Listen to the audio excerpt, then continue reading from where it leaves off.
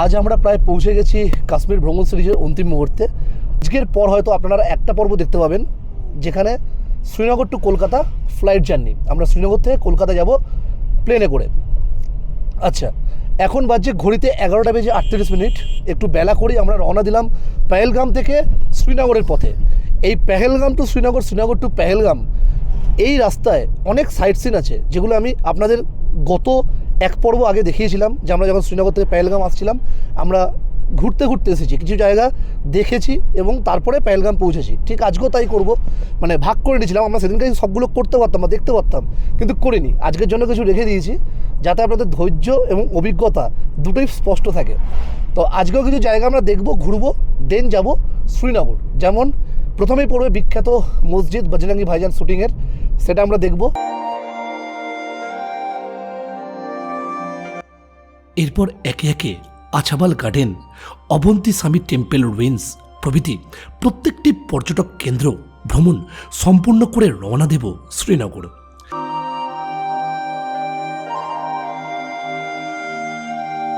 এই চলার পথে আমি আপনাদের কাশ্মীর ট্যুর গাইড সম্পর্কে কিছু ধারণা দিয়ে যেতে চাই, কারণ কোনো ভ্রমণ সিরিজে আমি আলাদা করে ট্যুর গাইড বানাই না।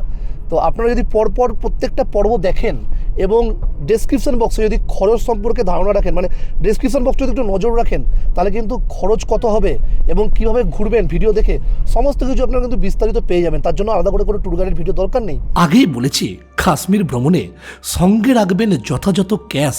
দিতে হতে পারে যেখানে সেখানে মাঝে মধ্যে নানান রকম ট্যাক্স, আর তা না হলে আপনার এখানে কাশ্মীর ভ্রমণ একেবারেই শেষ।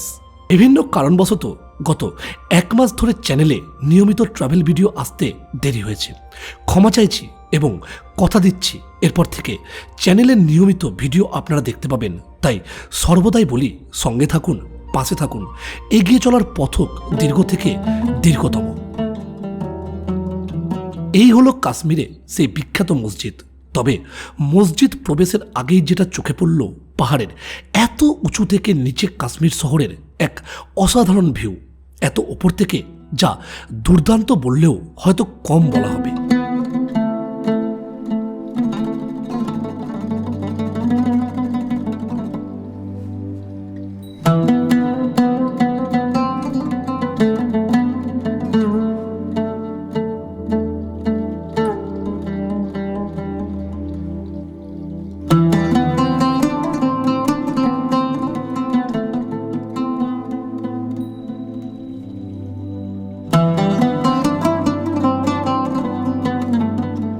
পেহেলগাম থেকে ফেরার দিন আপনারা আপনাদের ভ্রমণ ডায়েরির সূচিপত্রে বিখ্যাত হিন্দি সিনেমার শুটিং হওয়া এই বিখ্যাত মসজিদ যাওয়ার পথে একবার ঘুরে দেখে নিতে পারেন।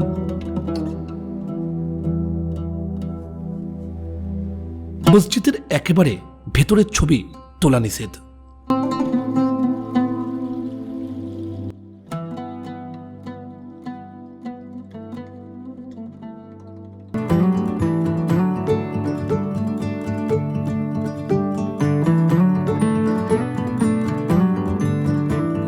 এখন আপনাদের মনে প্রশ্ন আসতে পারে, আমি এত রাস্তাঘাটের দৃশ্য আপনাদের সামনে কেন তুলে ধরছি?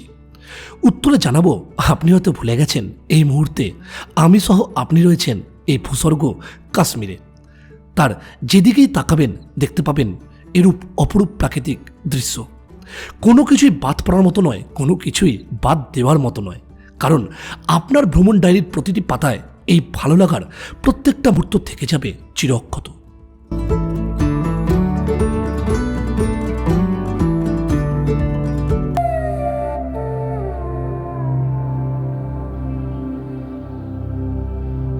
আমরা এই মুহূর্তে প্রবেশ করছি মোগল যুগের আরও এক বিখ্যাত ফুলের বাগান, যার নাম আছাবাল গার্ডেন।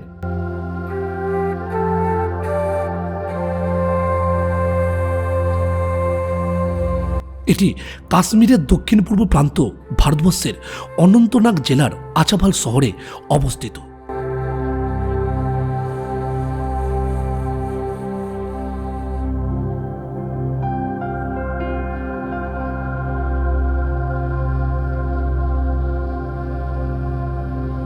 এই বাগান পরিদর্শনে এলে কিছুটা সময় এখানে কাটাবেন। দেখবেন দূর দিগন্ত থেকে আসা এরকম এক পরিবেশে শান্ত স্নিগ্ধ বার্তা কোনো এক প্রকার মুগ্ধতায় আপনাকে নিয়ে বয়ে যাবে।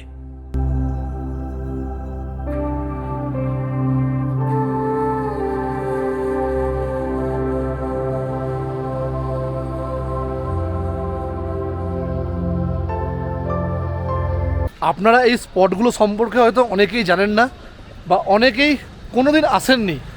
আমার কিন্তু আজকের পর্বের একটাই মূল উদ্দেশ্য, গত এক পর্ব আমি তাই দেখিয়েছি, আজকেও তাই দেখাচ্ছি, যে পেহেলগাম থেকে শ্রীনগর বা শ্রীনগর থেকে পেহেলগাম যাওয়ার পথে কিন্তু আপনারা এই জায়গাগুলো ঘুরে দেখে নিতে পারবেন।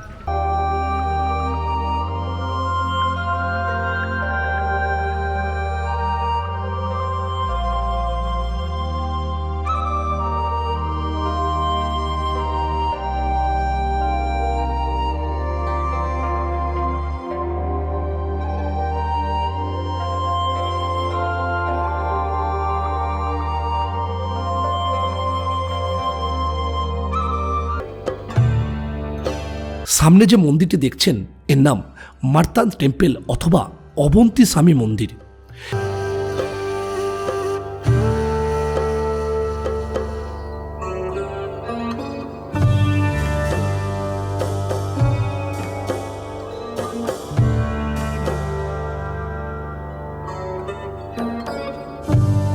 এটি একটি অতি প্রাচীন ধ্বংসপ্রাপ্ত হিন্দু মন্দির, যা শ্রীনগর থেকে 28 কিলোমিটার দূরত্বে ভারতবর্ষের এই জম্মু কাশ্মীরের অবন্তিপোরা শহরে ঝিলাম নদীর তীরে অবস্থিত। স্থানীয় মানুষজনের কাছে শোনা যায়, বহু যুগ আগে একসাথে এই মন্দিরে ভগবান শিব ও ভগবান বিষ্ণুদেব একই সাথে পূজিত হতেন।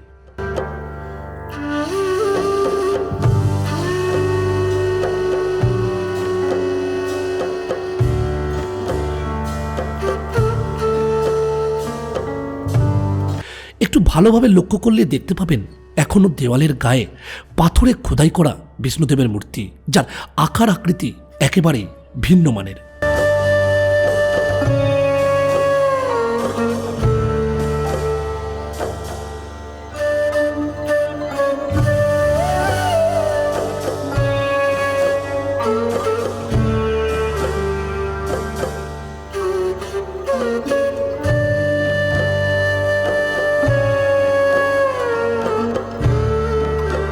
এখন আর এখানে কোনো মন্দির নেই, শুধুমাত্র রয়ে গেছে কয়েকশো বছরের ইতিহাসের হাত ধরে ধ্বংসাবশেষের চিহ্নটুকু।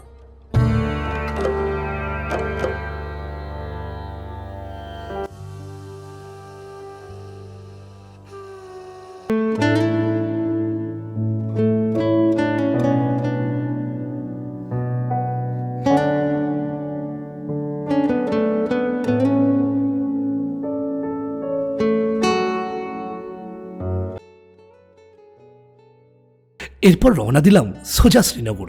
পেটে খিদে, শরীরে ক্লান্তি, ইতিমধ্যেই নিজেদের মধ্যে দুজনেই চিৎকার চেঁচামেচি শুরু করে দিয়েছেন।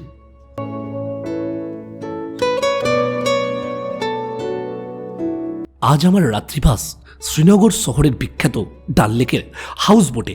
যাব শিকারা চড়ে আমার আগে থেকে বুক করা হাউস বোটে।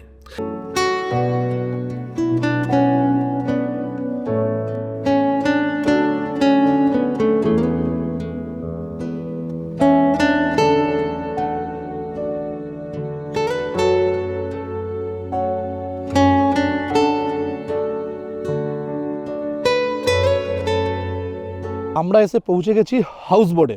তো কাশ্মীরে আজ আমার লাস্ট নাইট, আর এই লাস্ট নাইট আমি থাকবো এই ডাল লেকের, দেখুন কত বড় হাউস বোট, এই হাউস বোটে এক রাত্রি। লাস্ট নাইট কাশ্মীরে কিন্তু আমার কাটবে হাউস বোটেই। এই যে এটা হচ্ছে হাউস বোটের সামনেটা, এইখানে বসে বসে আপনারা ডাল লেকের কিন্তু দারুণ সৌন্দর্য উপভোগ করতে পারবেন, সে সময় যখনই হোক না কেন, সকাল দুপুর বিকেল রাত সর্বদাই। আসুন এবার ভেতরটা একটু দেখে নিই।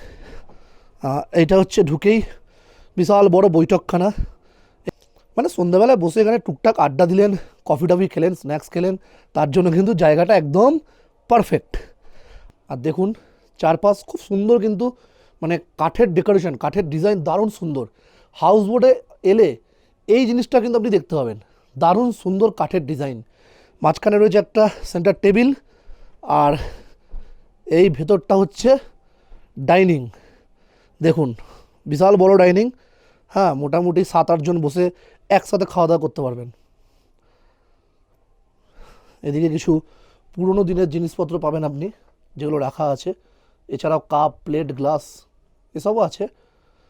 দারুণ সুন্দর একটা পেন্টিং, ওইদিকেও রয়েছে পেন্টিং। আর বাইরে কোথায় দেখলাম, হ্যাঁ বাইরে ওইদিকেও পেন্টিং রয়েছে। চলুন এবার ভেতরটা যাওয়া যাক। বলে দিই, এই হাউস বোটে কিন্তু রয়েছে 3টে ডাবল বেড আর একটা ট্রিপল বেড। এটা হচ্ছে ওনাদের রান্নাঘর, খুব ছোট, যেরকম হাউস বোট হয়। হাউস বোটে এমনিতে জায়গা কম থাকে, তো তার মধ্যেই অ্যাডজাস্ট করে রুম, রান্নাঘর, ডাইনিং, হ্যাঁ বৈঠকখানা সব কিছু করতে হয়। তো আমার রুম হচ্ছে এই সেকেন্ড ডাবল বেড, এই রুমটা। স্লাইডিং ডোর, সেই বন্দে ভারত এক্সপ্রেসের মতন। এই হচ্ছে আমার রুম। দেখুন দারুণ সুন্দর, কিন্তু রুমের ভেতরেও ওপর ওয়ালে কাঠের ডিজাইন দারুণ সুন্দর। দেখুন, আমি তো আগেই বললাম যে হাউস বোটে এলে কাঠের এই ডিজাইন, দারুণ সুন্দর সুন্দর কাঠের ডেকোরেশন আপনার কিন্তু চোখে পড়বে। ওইদিকে একটা টেবিল দেওয়া হয়েছে জিনিসপত্র রাখার জন্য, ডাস্টবিন রয়েছে ঘরে। এটা রয়েছে ডাবল বেড। আচ্ছা, ওদিকে এক জগ জল, একটা গ্লাস জল খাওয়ার জন্য। ওখানে একটা সেলফ রয়েছে, ওখানে আপনি জিনিসপত্র রাখতেন, সেলফ কাম ড্রয়ার। আর এদিকেও রয়েছে একটা সেলফ, আর এদিকে আয়না। দেখুন প্রত্যেকটা জিনিসই কিন্তু কাঠের। দিয়েছে একটা টাওয়াল, আর নিচে টুল রয়েছে। জলের বোতলটা আমার, আমি এনেছি। আর এই দিকটা বাথরুম। দেখুন ওয়েস্টার্ন টয়লেট, কুমোট রয়েছে, বেসিন। আর এদিকটা বাথটব। দেখুন এদিকেও বাথটবে কিন্তু ঠান্ডা গরম জলের ব্যবস্থা আছে, তো আপনি চাইলে ইউজ করতে পারেন আপনার ইচ্ছে মতো। এই হলো হাউস বোটের রুম।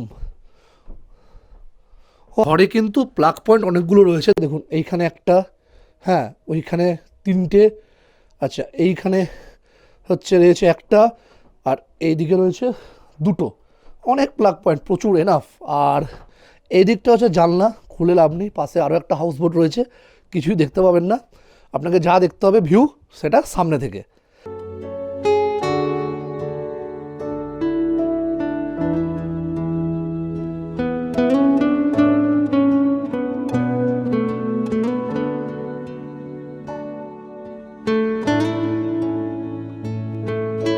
এইসব কায়দা করতে গিয়ে কাপ থেকে প্লেট যদি আলাদা হয়ে যায় না, হয়ে গেল।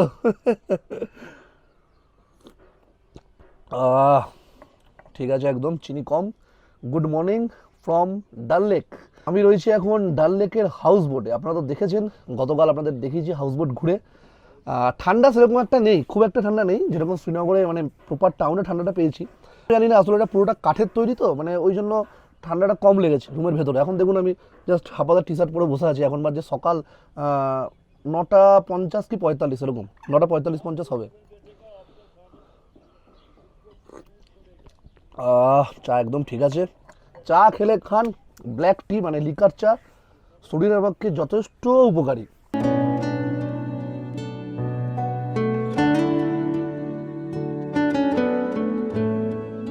চা খেতে খেতে দিনের প্রথম ভাগটা হাউস বোটে বসেই এরূপ প্রাকৃতিক দৃশ্য উপভোগ করতে করতেই কাটিয়ে দিলাম। তখনও খেয়াল নেই ঘড়িতে বাজছে কটা। এবার যে আমায় দিতে হবে কাশ্মীর ছেড়ে বাড়ির পথে রওনা।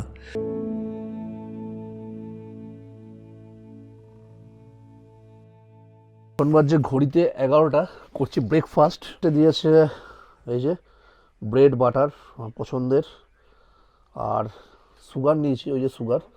আর এটা হচ্ছে এসব, আর এটা হচ্ছে অমলেট। সকালের খাবারটা খাচ্ছি হাউস বোটে, দুপুরের খাওয়াটা কোথাও জানি না, কারণ একটু পরেই বেরিয়ে যাবো এয়ারপোর্টে। তার আগে যদি কোথাও মনে হয় খেয়ে নেবো, কারণ এয়ারপোর্টে খাওয়া যাবে না, এয়ারপোর্টে যা দাম খাবারের।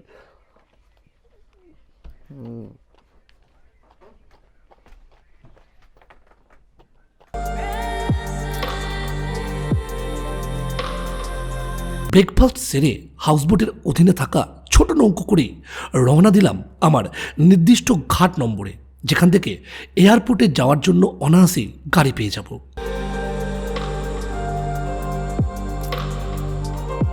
আজকের পর্ব এ পর্যন্তই। আগামী পর্বে আপনাদের নিয়ে ফিরে যাব কাশ্মীর থেকে কলকাতার উদ্দেশ্যে এক দুর্ধর্ষ ফ্লাইট জার্নির অভিজ্ঞতাকে সাথে নিয়ে। আর দেরি নয়, দেখা হচ্ছে খুব শীঘ্রই। ততক্ষণ ভালো থাকবেন, সুস্থ থাকবেন।